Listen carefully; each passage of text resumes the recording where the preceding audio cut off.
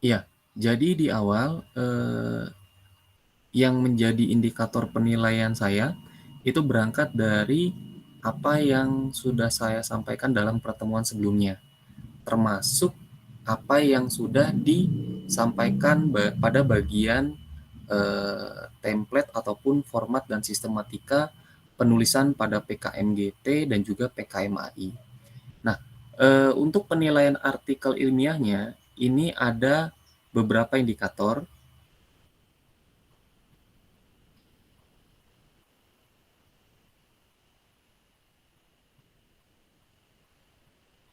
Ya, indikator yang pertama yaitu template. Nah, di sini saya masih melihat banyak sekali yang belum sama sekali menyesuaikan template-nya. Padahal ini sebenarnya sudah disampaikan pada baik untuk kategori PKMGT maupun PKMAI. Sederhananya misalnya ada daftar isi kalau PKMGT ya, ada daftar isi, ada pendahuluan, gagasan, kesimpulan. Demikian juga untuk yang AI, gitu ya. Ada pendahuluan, metode, hasil dan pembahasan, kesimpulan, dan keduanya juga kedua kategori memiliki daftar pustaka. Nah ini yang minim. PKMGT menuliskan format dalam PKMAI. Nah PKMAI menuliskan dalam format PKMGT. Jadi ada yang kebalik. Nah bahkan ada yang misalnya PKMAI yang tidak ada metodenya. Nah, kemudian ada saran, sedangkan saran itu tidak termasuk dalam template pada PKMAI. Nah, ini jadi beberapa hal itu pada template itu masih banyak yang miss. Nah, jadi sebenarnya harusnya diawali dari template dulu.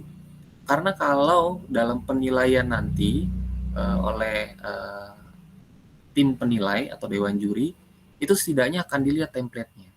Kalau template-nya sudah sesuai, itu masuk ke tahap berikutnya substan review, substansinya yang dinilai.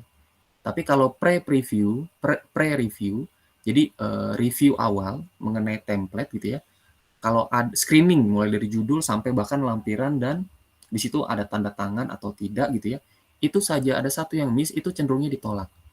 Nah, jadi template itu harus betul-betul diperhatikan ya. Nah, ini catatan saya.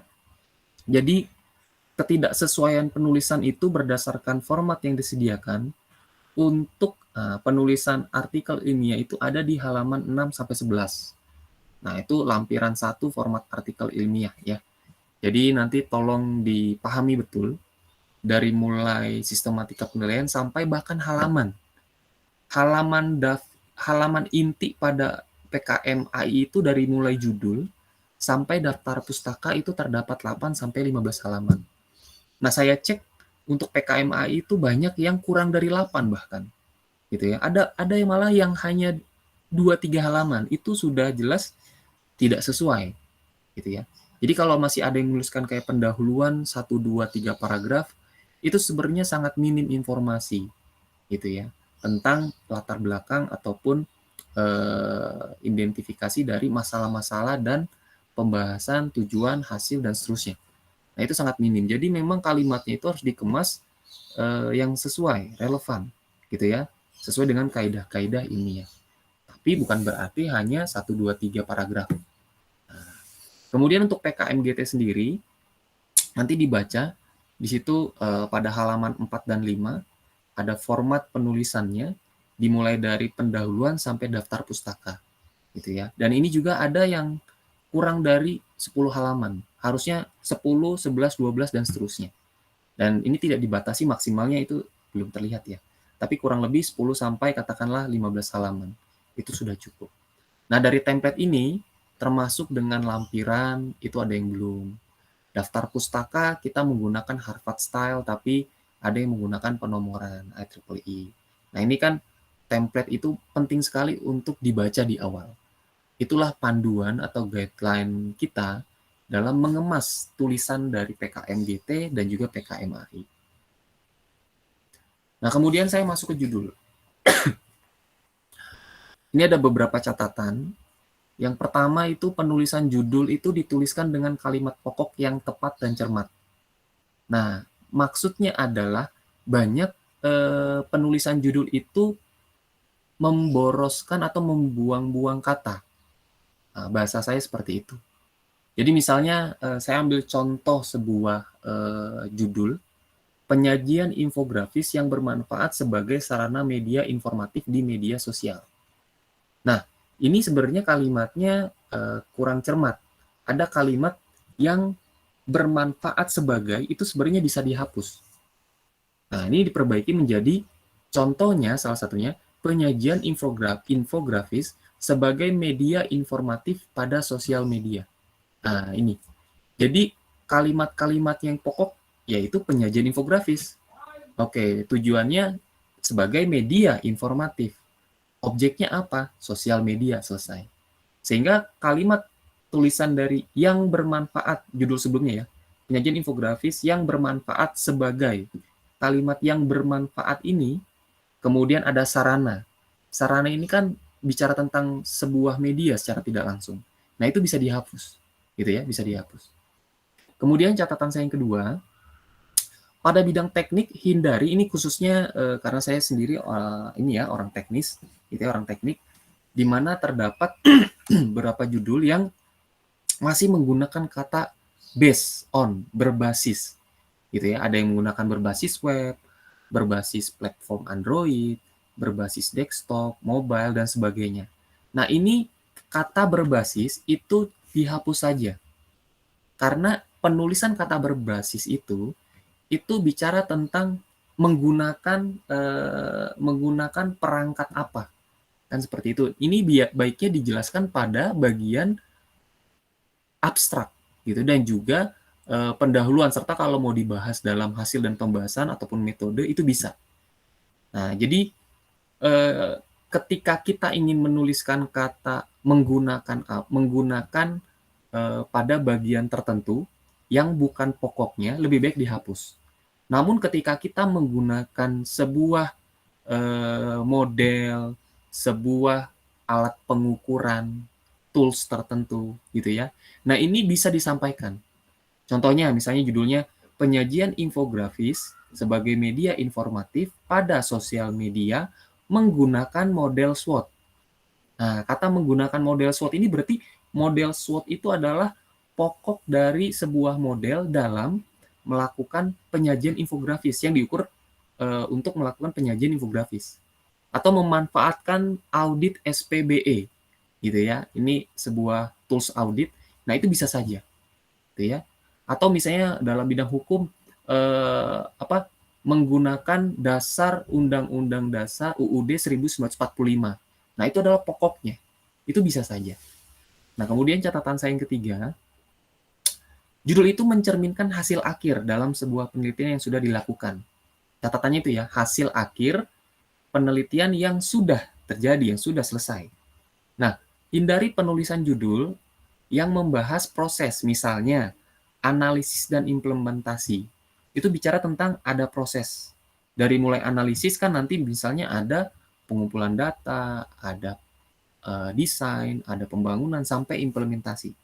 Karena ini sebenarnya secara tidak langsung, dalam penelitian tersebut terdapat proses dari analisis sampai implementasi tersebut. Nah, kenapa tidak diterapkan dengan menuliskan contohnya, penerapan atau pembangunan atau pengembangan sistem.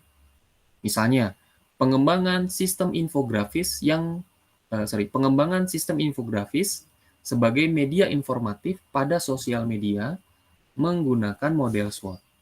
Nah, itu ya.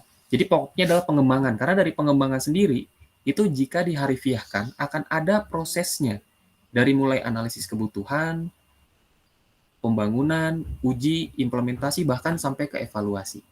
Ya.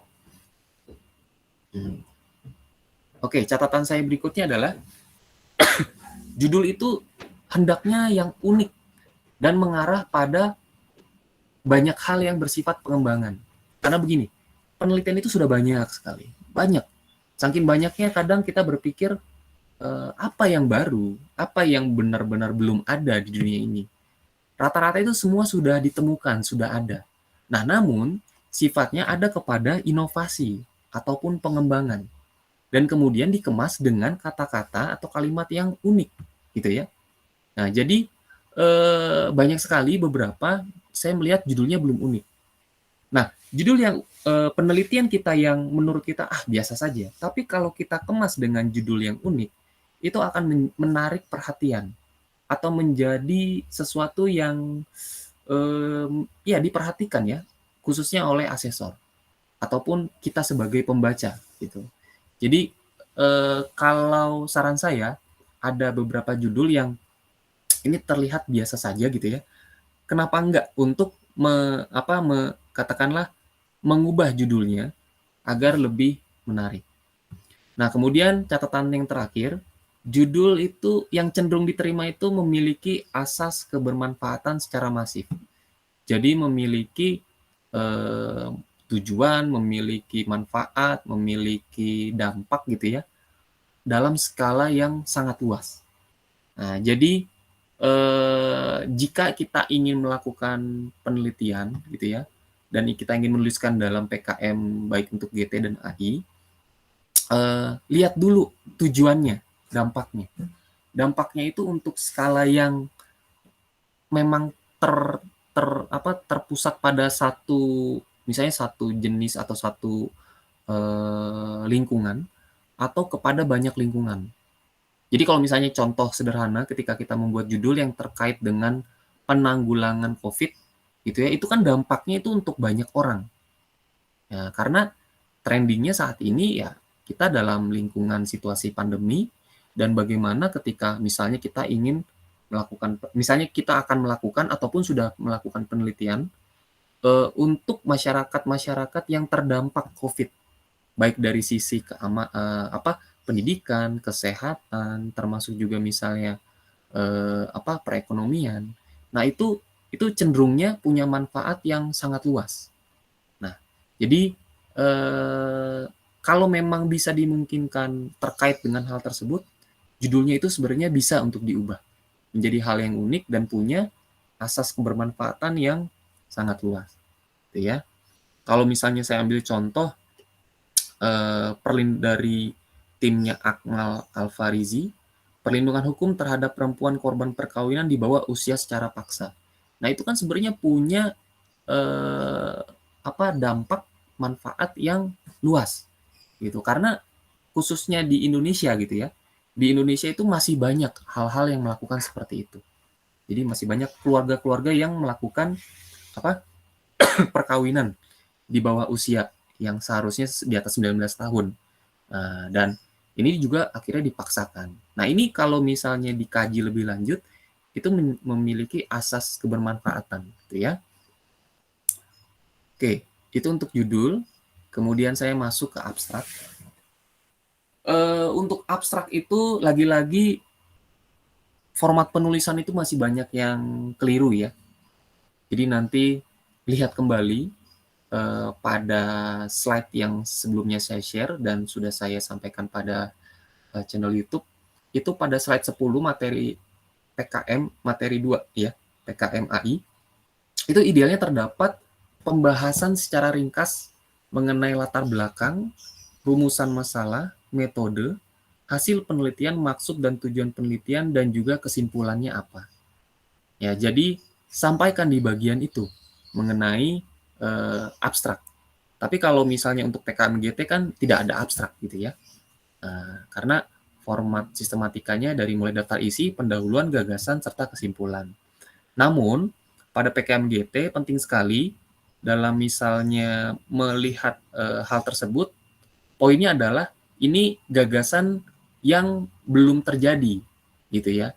Jadi nanti ketika membahas keseluruhan dari artikel ilmiahnya, gitu ya, itu bicara tentang futuristik sifatnya di masa depan. Nah, kemudian untuk PKM AIK secara khusus ini masih ada yang menggunakan paragraf, gitu ya, lebih dari satu, harusnya satu paragraf tanpa spasi kalau tidak salah. Dan kemudian memuat 250 kata. Ini saya hitung ada yang masih memuat 100, 120, bahkan di bawah 150. Gitu. Memang tidak dibatasi minimumnya, tapi idealnya 150 sampai 250 kata itu sudah cukup. Kemudian untuk pendahuluan, saya melihat baik untuk PKM GT dan AI, itu pendahuluannya itu banyak sekali yang menuliskan opini. Opininya dari penulis. Jadi gini, ketika saya mengatakan cuaca hari ini dingin, itu opini saya, gitu ya. Nah, tapi opini ini bisa dipertegas jika kita menyampaikan faktanya. Nah, fakta itu berangkat dari acuan, sumber buku, literasi, literatur, apa yang ditulis pada daftar pustaka. Jadi nggak apa-apa menyampaikan opini, tapi disertai dengan fakta. Atau tidak perlu menyampaikan opini, langsung ke faktanya. Menurut Kompas, pada tanggal 30 Juli, cuaca di Indonesia bagian selatan cenderung dingin. Karena berangkat dari adanya perputaran muson tengah, muson dari Australia, gitu ya. Jadi itu salah satu fakta yang ada gitu ya, fakta yang ada. Kemudian kalau kita tidak menyampaikan faktanya, maka jatuh-jatuhnya itu hanya opini. Opini itu sifatnya subjektif. Jadi terserah penulis gitu ya. Ini semuanya bicara tentang apa yang penulis ketahui saja. Nah, ini jadi subjektif. Kita harus melihat literatur atau acuan atau apa kata peneliti lainnya, apa kata lembaga lainnya. Nah, melakukan sitasi sudah bisa dilakukan pada bagian pendahuluan. Gitu ya. Jadi penting sekali itu penulis tidak hanya menyampaikan pernyataan, gitu ya, tapi dibuktikan dengan sumber literasi dari mana. Nah, gitu ya. Bisa jadi sumber literasinya itu sudah melalui penelitian tertentu, pengukuran tertentu, atau berdasarkan hasil wawancara objek penelitian yang lainnya, gitu ya. Nah, ini banyak yang masih luput lah dari setiap penulisan, baik untuk PKM AI dan GT. Kemudian berikutnya adalah penulis di pendahuluan, saya cek itu penulis mendeklarasikan diri sebagai penulis harusnya. Nah, itu sudah ada beberapa yang menuliskan seperti itu. Tapi ada juga yang saya temukan menuliskan kata kita, kami, gitu ya. Nah, itu hindari dalam penulisan untuk artikel ilmiah. Jadi kelak juga nanti kalau rekan-rekan di sini menuliskan skripsi, tuliskan dengan kata penulis atau peneliti. Jangan tuliskan saya, gitu ya. Oke, berikutnya adalah, sebentar, setelah pendahuluan metode. Nah, ini saya lihat masih banyak yang belum menggambarkan metode dalam sebuah diagram ataupun gambar tertentu. Nah, adapun gambar atau diagram itu sebenarnya untuk mengungkapkan maksud penyampaian metode yang dapat dipahami urutannya secara sederhana. Nah, jadi nanti setelah dibuat gambar atau diagramnya, baru dijelaskan, gitu ya. Dijelaskan secara mendetail dalam sebuah kalimat, gitu ya, atau dalam poin-poin 1, 2, 3, dan seterusnya. Nah, ini gambar atau diagramnya ini banyak yang belum. Kalaupun ada yang sudah, itu sudah bagus. Nah, selanjutnya ini bagian yang menurut saya penting, hasil dan pembahasan. Coba lihat lagi dari judul, di awal itu judul. Nah, judul penelitian itu harus selaras dengan hasil dan pembahasan. Ya, ini ada contoh pertama, ketika judul membahas pembangunan sistem, maka hasil dan pembahasan itu harus mengemukakan pembangunan sistem. Nah, ini saya lihat masih ada yang ketika judulnya pembangunan sistem, dia masih sebatas kepada desain sistem. Loh, ini nggak sesuai. Nah, jadi ini ada yang kurang pembangunannya mana? Implementasinya mana? Bahkan pengujiannya juga belum ada. Nah, harusnya dari judul yang membahas tentang pembangunan, maka di hasil dan pembahasan, ya, di bab itu harus sudah ada, sudah selesai, dan sudah dibahas. Tuh. Nah, di lain hal yang contoh kedua, misalnya contoh mengenai perlindungan hukum, namun dalam hasil dan pembahasan cenderung mengarah pada studi literatur mengenai perlindungan hukum. Jadi judul di awal mengenai perlindungan hukum. Oke, jadi secara nggak langsung ada aktivitas melakukan perlindungan hukum ya. Nah, tapi ternyata kok pada hasil dan pembahasan itu membahas mengenai studi literatur, bicara tentang kajian perlindungan hukum, ataupun studi literatur perlindungan hukum, ataupun review perlindungan hukum. Nah, ini berbeda aktivitas dalam perlindungan hukum dengan kajiannya, gitu ya. Nah, pada konteks kedua contoh tersebut, itu judul dan hasil pembahasannya tidak selaras. Jadi belum sesuai. Nah, ini yang harus diperbaiki. Entah yang diperbaiki hasil dan pembahasan, atau yang diperbaiki judulnya. Nah, Pak, hasil dan pembahasan kan itu sudah fix, Pak, sudah matang. Lebih baik saya mengganti atau mengubah judulnya. Nah, seperti itu, nggak apa-apa. Tapi kalau ingin memperluas, lebih baik lagi, itu di hasil dan pembahasan yang dikembangkan. Gitu ya. Secara nggak langsung berarti penelitiannya kan belum selesai. Tapi sebenarnya kalau dalam waktu tertentu bisa diselesaikan, kenapa enggak? Ya. Nah, kemudian poin berikutnya, ketika terdapat pengumpulan responden, ini dalam kebanyakan ketika mengumpulkan data, itu saya lihat kok masih belum menjelaskan responden itu siapa, apa yang menjadi alasan atau dasar kenapa responden tersebut dipilih, gitu ya. Jadi kalau menyampaikan, oke, respondennya saya mewawancarai objek, ya gitu ya. Objeknya tapi belum diterangkan siapa, apakah pimpinan, apakah dia staf keuangan, apakah dia bagian IT-nya gitu ya. Termasuk ketika bikin kuesioner, ini respondennya ini kalangan siapa? Apakah misalnya oke di lingkungan sekolah banyak. Apakah itu sebagai guru, staf atau siswa? Siswa juga banyak, ada kelas 1 misalnya untuk SD kelas 1 sampai kelas 6. Apakah kelas 1 atau kelas 2 atau kelas 3 atau kelas 6 bahkan. Nah, itu perlu disampaikan. Kenapa pilih kelas 6? Kenapa nggak pilih kelas 1 saja? Nah, hal-hal yang tersebut yang sebenarnya penting sekali untuk disampaikan pada hasil dan pembahasan. Kemudian untuk hasil dan pembahasan, penting sekali kita mendetailkan hal-hal yang secara umum dibahas pada bagian ketika yang disampaikan pada bagian pendahuluan. Hasilnya adalah ini, maka hasil yang ini itu dijabarkan secara luas lagi di hasil dan pembahasan. Nah, berangkat dari metode penelitian yang digunakan. Metodenya urutannya kan jelas, ngumpulin data. Maka di hasil dan pembahasan sederhananya ketika melakukan pengumpulan data, ini loh data-datanya. Nah, data-data ini didapatkan dari responden siswa-siswa SD kelas 6. Dari situ nanti dianalisis. Nah, kan urutan metodenya kan gitu kan dari pengumpulan data, analisis. Oke, cerita nih di hasil dan pembahasan, analisisnya bagaimana? Nah, dari analisis itu apa yang didapatkan? Apakah ada gap-nya? Apakah ada pengukuran juga di situ dalam melakukan analisis atau tidak? Nah, dari analisis misalnya melakukan sebuah perancangan sistem. Berarti ya udah, gap yang tadi, evaluasi yang tadi dari analisis, ini saya buat desainnya. Oke, mekanismenya begini, prosedurnya begini, teknologinya begini. Kemudian program-programnya seperti ini. Itu sampaikan. Nah, di metode setelah bagian perancangan itu ada pembangunan.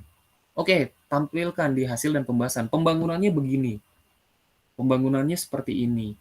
Gitu ya. Sampai ke di metode ada pengujian, sampaikan pengujian di hasil dan pembahasan. Di metodenya nanti berikut pengujian ada implementasi, hasil dan pembahasan sampaikan implementasi. Kurang lebih seperti itu. Jadi sudah komprehensif urutannya dalam hasil dan pembahasan berdasarkan metode yang disampaikan dan pada bagian hasil di pendahuluan. Ya. Kemudian sederhananya dalam sebuah kesimpulan, itu semuanya masih banyak yang salah. Jadi bukan beberapa yang benar ya, masih banyak yang salah karena belum mengemukakan apa yang menjadi hubungan dari masalah, tujuan, dan hasil pembahasan. Sederhananya misalnya gini, masalahnya adalah siswa SD kesulitan belajar. Nah, tujuan dari penelitian rekan-rekan di sini misalnya untuk memudahkan dalam penyampaian materi. Berarti hasil dan pembahasannya yaitu bicara tentang bagaimana membangun media untuk memudahkan penyampaian materi. Sehingga nanti disampaikan dalam lingkungan pembelajaran, siswa SD kelas 6 kesulitan dalam melakukan akses materi. Sehingga penelitian ini bertujuan untuk mempermudah siswa SD kelas 6 untuk mengakses materi. Di mana hasil dan pembahasannya mengarah kepada pembangunan sistem atau media untuk apa? Untuk memudahkan siswa dalam mendapatkan akses materi. Nah, jadi di situ nanti akan kelihatan keterhubungan dari masalah, tujuan, dan hasil serta pembahasannya. Gitu ya. Dan yang terakhir, ini citasi. Ada yang sudah menggunakan style Harvard, itu sudah bagus, diurutkan dengan alfabet dari huruf A sampai Z, gitu ya. Tapi masih ada juga yang menggunakan penomoran, jadi mohon untuk diperbaiki untuk daftar pustaka juga. Nah, ini ada beberapa contoh, nanti bisa dibaca lebih lanjut ya. Ya, sejauh ini apakah ada yang ditanyakan? Mangga, silakan.